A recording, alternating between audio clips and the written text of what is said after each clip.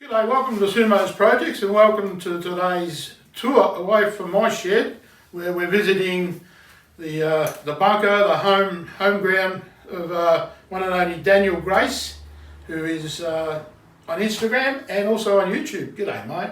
G'day Sumo, how things? Good. Well, what a pleasure to be here. Reason I'm here is because we had a few things to talk about. Yep. And we've done that. Hardwood storage. Yeah, this is my solid timber storage. Yep. Yeah, and I've got a whole heap of timber in there from a lot of timber that I get from Bunny to the timber that I get from Matthews Timber. Yep. The maple. Yeah, that's fine, Dirk, yeah. Yeah, so I'm sure in front of you you can see some pretty exquisite looking boxes here. Jewellery box, whatever type of box you may, use these things for. Daniel's actually the author of this impressive book, which is 70 box projects. And mate, can you tell us a little bit about this book? Okay. The book, I decided to make the book when COVID first hit. Because I was stuck at home and I was in my workshop and I didn't know what to do. So I said, I've got to make some jewellery boxes. I'm a cabinet maker by trade and I got sick of making big cabinets. So I'm into the jewellery box making, which I love. So I started making one box, then another box, and then a friend of mine suggested, well, why don't you write a book about it? So I did.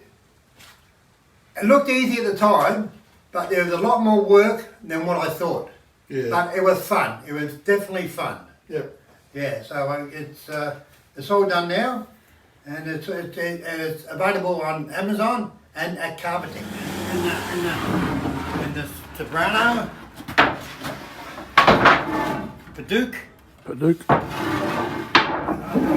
Got some celery top pine there that I've had for a long while. I've got a whole heap of Fijian kauri. Got a whole heap of it down there. So that's good. And got some teak. Jarrah. Jarrah.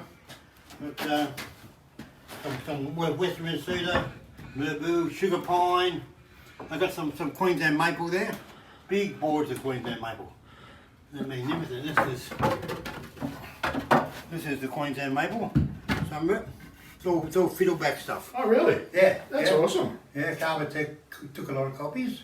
Yep. So it's I'm proud of it. It's come up well. I actually got drift of this book from Instagram post you put up where all of a sudden I seen that you were an author and I thought, I only met Daniel last year at the Maker Meetup in Melbourne and it was quite interesting. I didn't know that you actually were so much into your woodcraft. Okay, yep, no. Ever since I retired cabinet making, I just love making the boxes and solid timber, little things. Yeah. Yeah, I'm over making big furniture and I'm over making kitchens. So how many years were you a cabinet maker? I've been a cabinet maker basically all my life. I started when I was 15 years old. Really? 15 years old as a wood machinist and I've done cabinet making at night school. Yep. So I'm qualified in both wood machining and cabinet making. And I'll tell you what, I've been lucky you sent me a copy of this book and I've only read the introduction basically of Daniel's background, which is fascinating reading in itself because it's a really dinky grassroots Melbourne approach in the way it's written, but the explanation is it's so reminiscent of what we remember when we were young growing up. Yeah. It's all to do with growing up in the 60s, 70s, 80s and 90s, and it's I've tried to keep everything very simple in the book. Yeah. Bendy ply, the best. Where do you get something like that? Again, Melbourne wood panel felt. That is unbelievable. What makes it flex so much? It's because it's cross grain. Yep. So the grain running down, and it's only three. It's 6 mil thick, but it's only 3 ply. Righto. So you got two cross grains going down, and a very thin one in the centre to join them together. Yeah. Specialty type board. Yeah, specialty board. Yeah. So it's really good. You can do anything with it. Bend it this way, bend it that way. And if you cut a smaller piece off, you can really just bend it right around on yourself. Yeah. Good for box making? Yeah. Yeah. Good for box making. So throughout this video, I'll be showing you some aspects of wood storage and the type of exotic timbers and also homegrown timbers Daniel's collected over the journey. And you know, we'll have a bit of a pan around the workshop because that's very impressive and it smells like a woodworking shop. Yep, yeah, it does. It definitely does. Timber everywhere. Timber everywhere. And that's how I like it. So when we're talking about box making, Yep. so I view what you make as pretty high-end type product, but It's not. It's not. Take this box here. It's what you call a Japanese workbox. It's got sliding lid, a handle, yeah, and two surround that keep the box together if you drop it or anything. It's a toolbox, Yeah. Japanese toolbox. But it's very simple to make. yeah, There's nothing hard about making that. yeah, It's simple. yeah. But you take that. All right, I mean, you using some bloody fine spalted timbers and you know whatever. Then we look at some of the other work. You got splines and Got splines and this is a good one. This is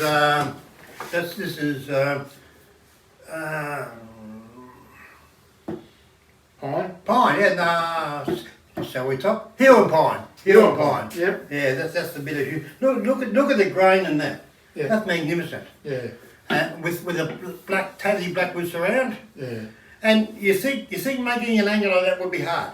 Yeah. It's not. It's just square. It's ½ inch thick there. Yep. And an inch thick on the bottom. So you're only cutting the outside. You don't have to make angled cuts. Yeah. Make angled miters. Yeah. And this is just pin hinge Yep. and just that. And a lot of these tips you're giving in the book. Yep. I show in the book exactly how to make 3 or 4 different boxes there, and I walk you through step by step. Yep. I mean, step 1 do this, step 2 do this. Yep. And and if you follow the steps, you'll be surprised how easy things are to make. Yeah. They may look complicated, but Yeah. but they're not. No. They're fairly easy. Oh. It's a hardwood finished plywood. It's a lot cheaper than the marine grade ply, but it's almost exactly the same. Yeah. Comes in either 6mm or 9mm, and Beautiful. it's called paint grade. Beautiful. It comes in the reds or the whites.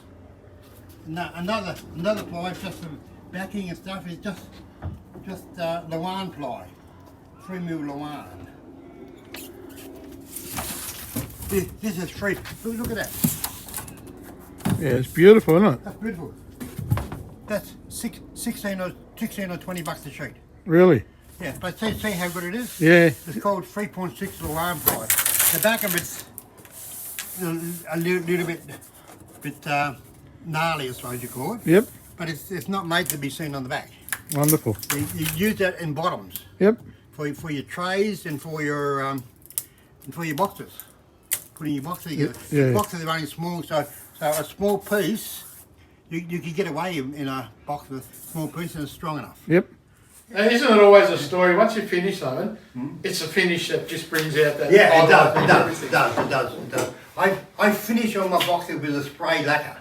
I give it 3 coats of spray lacquer, which highlights the timber, and it's just enough luster to make it look like a very nice finished product. Yeah. Yeah, so that's what I do. They also make boxes out of reclaimed timber. This is the box made out of an old fence. So we've got the red gum that were the posts. I've cut them up into little sections to highlight the palings. All I did was make a plywood tube, cover it in the palings, and put the red gum on the outside, and made 2 jaws. That's it. Yeah. A couple of slides for the bottom, and look magnificent. Yeah. And I think, you know, like sometimes we overthink things. Oh, yeah, you do. People overthink things a lot. They think, oh, I can't make that, or I haven't got that to make, or you know. The trick is in anything you're making is you have to be No, you got to follow the steps. Yeah. And you got to have all the material to make it. Yeah. You know how it goes. On Saturday morning, I'm going to go and make a box today. Then you go to the shed and you got no glue. Yeah. Then you got to go up and buy glue. Yeah. Then you get hungry. And then by the end of the day, you haven't done much at all. That's right. So if you prepare to make something by getting all your materials outlaid first, Yep. I just opening oversize, Yep. and then you can just go and make things. Yeah. Yeah. Now, you're talking about your workshop. What space you got? It's 26 by 20. Okay. Yeah, it's about 520 square feet. I notice you do like to talk in feet in the imperial system. I can do both. I can do talk in feet, or I can talk in metric. But and some people I talk in feet, but I measure in metric. Yeah. You know. Yeah, that's what I normally do. I think that's a trait of someone who grew up in the era where we done both. Yeah, Yeah. done both. Yeah. Yeah. So your workshop, the types of machinery here, I'll be panning around as we go. Yeah. You've got quite a few products like your bandsaw, a couple other components from Havco. Yes. I basically bought a lot of my big machinery from Havco. I went and had a look at them. I thought they were good value for money. Mm. And so I kind of stuck with them. And I know the guys out there now. They give me good service. Yep. And so I'm quite happy with all the machinery. Yep. Yeah. And also, I noticed Leadercraft in the back corner. Yeah. I've had that little Leadercraft bandsaw for a long time. You didn't get that in Ballarat by any chance? No. I got it from Northern Machinery when they were in Penny Road near Bell Street there. Oh, okay. Yeah. Oh, yeah, they're gone now. They're out of business. Okay. I got it from there. And using spiral head cutters now. Yeah. Big difference to the straight blade. Oh yeah, it is. What the noise factor has started. Yeah. And if you just use them on solid timber, they last forever. Yeah. I haven't even turned any of my cutters yet. Yeah. And there's no need to. Nah. I've got all these spare cutters. I'm thinking to myself, I'm never going to use it, but I got four edges on each cutter. And I haven't even turned one yet. Yeah. Because I'm only a hobbyist now. I'm not doing it full time anymore. Yeah. So they don't have to work every day. And you did say you're a hobbyist, you're mad keen, and you love what you do. Yeah. And occasionally you make something for a gift or a sale. Yeah. And a lot of it I notice you still have. Yeah. Which I suppose it's a decoration within your own home. It is a decoration within my own home, but I tend to have too much decoration in my home because I make too many things. I'm also into photography, so I do some printmaking. Yep. And I do some art, some 3D artworks. Yep. Which is fun too. Yep. So it's I like making things. Yeah. So and selling them, I'm not a big seller, so I take a few things to the market, but might sell one every now and again. In the end, I've been giving them away to friends. Yeah. You know, so that's what But it boils down to. forever appreciative friends who will actually treat that item as I'm making a box. Next box I'm making is a keepsake box for a baby for my best friend's daughter. Just had a baby. She said, "Can you make me a keepsake box for the baby?" Yeah. So I'll be making that next. Yeah. That's my next job. That's good. Yeah. We were having a look around the outside. You're in suburbia in Melbourne. Yep. Now, just an interesting point because you got neighbours on right side and then across the road. Yeah. But you have got a brick workshop. Yes, I've got a solid brick garage with a tilt door which I've insulated. Yep. So that keeps the noise down a bit too. Yep. I've also lined the ceiling with 1/2-inch birch ply. Ah, righto. So and it's got all the skylights in it. Yep. But in summer I cover the skylights up as it gets too bloody hot in there. Yes. Yeah. You could put an aircon on there. Yeah, I could. That's good, Daniel. Yeah. That's what do you foresee? You retired from work now. Yep. What do you foresee the future of getting that balance of? I'd like to. I love my woodwork, but you got to be very careful if you're making like me. I'm only single, that I don't spend all my time in the shed. Yeah. Because all of a sudden you become shed bound. Yeah. Oh, who's that crazy man in the shed down there, you know? Hermit. Yeah, the hermit in the shed.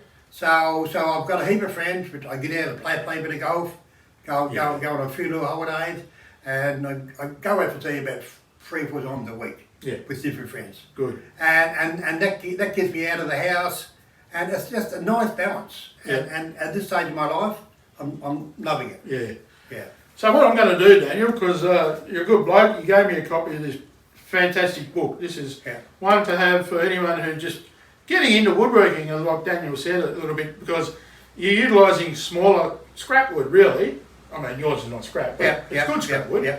But yeah, I'm going to put links in the description to Carbotech where you can see this and go ahead and support and buy it, and also Amazon. Yeah. Got a link on Amazon because you know you put a lot of effort into making this, and it deserves to be read, seen by as many people as who can possibly put their eyes onto it. So, mate, I appreciate the time you give up today for me to come here and have a look. And that's fine, Dirk. Much appreciated that you came over. And it's always good talking about this stuff. Oh yeah, love it. Yeah. So, Bonta. Yeah. All right, guys. That's Daniel Grace from. Had the name Dash. Can you give us a background? Okay. Dash came from. I was looking for a name for my artwork. Yep. And I just Dash. I just wanted a single name like Picasso. Dash. Yeah, that's good. So I picked Dash, so I just went with Dash. Yep. And when I got on Instagram, I found Dash was already gone, of course. Oh yeah. And so I'm now on Instagram on Dash 22. Yep. And you're on YouTube, so. And I'm on YouTube with Woodworking with Dash. I'll link that down below as well. So yeah. You go ahead, subscribe to Dash's new YouTube channel, and he's already picking up the craft of making videos. Because he's a thinker. You've got to be a thinker in life, and Sumo show me a heap of tricks with it, and I'm learning a lot myself. So I'm having a lot of fun doing it, and that's what you got to do in life. You got to have fun. Yeah, exactly. Yeah. Well, Daniel, thanks a lot, mate. No worries, Dirk. Much appreciated. No worries.